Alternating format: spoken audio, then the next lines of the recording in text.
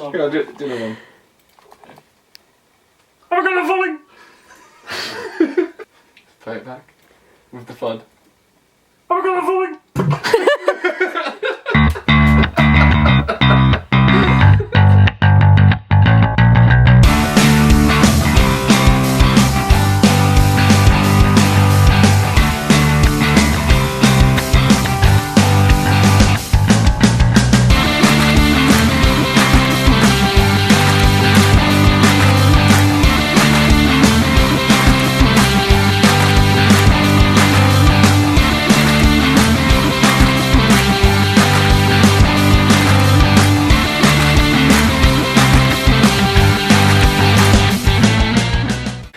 Hey everyone, my name is Brad Collins. I was one of the co-directors for Danger Close alongside Tom Offord. I was also in charge of all the visual effects that you see within the film, so this is just a behind the scenes, just to look in a little bit more detail of how we made some of those visual effects. Now here's a test for you. If you disregard those flames that you can see at the beginning there, what other visual effect can you see in this shot? No? Didn't spot anything? How about if we refine it to this area alone? No? Still nothing? How about if we pause it? No? Ta-da! And this video just proves that she was in fact in the shot the entire time. See, in some instances, even some of the normal looking shots actually have visual effects in them, and that's purely down to some mistakes that were made on set during the filming process, such as a person standing in the wrong place at the wrong time. Now, this is the first time that we've ever used visual effects within a film. We've never tried it before, and what most people tend to do is they use something like Adobe After Effects and other pieces like that. However, we really don't have the budget to do that sort of thing, so we needed to find a cheap alternative solution that would do what we wanted, and that's why we settled on HitFilm Pro 3. And it's really cool as well because HitFilm are actually from Norwich, just like us, so we kind of feel like we're supporting a local business as well. This is just a quick video effects breakdown of the fence shatter from the sniper. As you can see, this is our final image, and then we're now moving on to the original footage, which has been allowed for the camera shake, and as you can see, there was no fence in the first place. Now, the way we created this effect was through a shatter map, which is just a series of colours which tells the software to break down a particular mask into those shapes. As you can see, this is it shattering, and then once we remove the shatter map and add some extra debris in, track it into the shot, add it to the original, as you can see here, add a few more little effects and dust, and then you colour grade it for the final effect.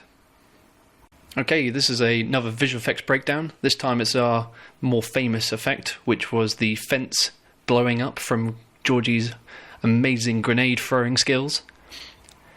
As you can see, this is the original footage, and all we had was literally just an air cannon which created that little dust cloud just there. Now, to explain it in a bit more detail, we're just going to pause it just here, so we can just explain the different layers and effects that went into making the fence explosion. Okay, when making a grenade explosion effect, you normally have to layer it up with several different things. It's not just a single, like, fireball. You have to add in embers, debris, and all sorts of sparks and things like that. First thing we did was create a shatter map, very much like the one we used in the previous fence explosion.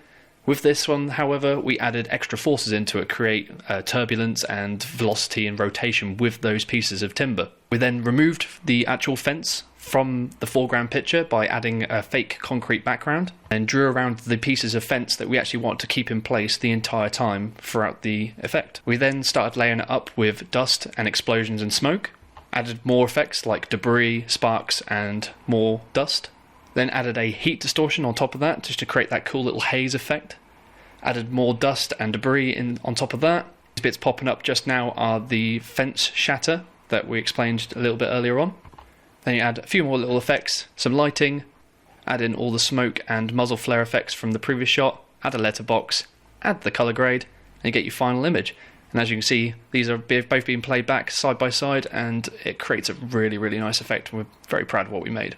So this is the audio behind the scenes. We're coming towards the end now of our sound design, before we go on to the actual music composing that Ben will be doing later on. That, physics-wise, is not a good option. The sound design, what you probably won't realise until you see this behind the scenes, is most of the sound that you see within this video is completely done here in this room. Not much was actually used from on set. Silence. I want to the things we really wanted to look into was ADR, which is where you get the voice actors or the actors to come back in and watch the video back and try and record their voice and try and keep it in sync to how it is in the actual video. The main problem we had on site was we were inside a container, the sound was very echoey. So we actually got Andy to come back in here and he recorded all the voiceover and we managed to sync it in quite nicely, and it's 100 times better than how it originally sounded. This is your target, Michael Danes, aka Toxic Ghost. This is your target, Michael Danes, aka Toxic Ghost. I was using Reaper, which is standard kind of digital audio workstation software, and yeah, just got a crap load of tracks. One of the great advantages of using digital is you could just keep adding and adding and adding tracks upon tracks, and I think we've got about 150 at the moment. So for every single movement on screen we've probably got about 3 or 4 tracks of layers of clothes rustling, breathing, footsteps, all of that just adds up for, yeah, basically, and you just add all that up for 5 minutes, it's about 150 tracks. We've certainly learned a lot, haven't we, with this? I mean, all of the sound effects, we've used a few sound effect packs, but most of the stuff in this is stuff we've made up from scratch. The only thing we've used are gunshots. So like for instance, the guy falling at the end, we just got a piece of wood and just slapped ourselves onto it with the microphone on. Final stages now, blending it all in, getting the audio levels right, because when we do individual effects, they're all at different sound levels, so we now need to go through and just kind of match those so you don't have a really loud bit with a really quiet bit. Fire! Go.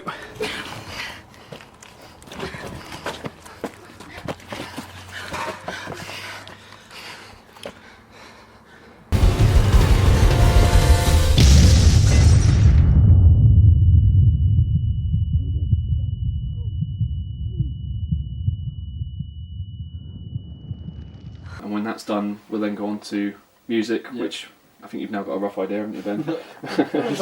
From us making weird sounds a few seconds ago. Yeah, stand up. Yeah. Peace.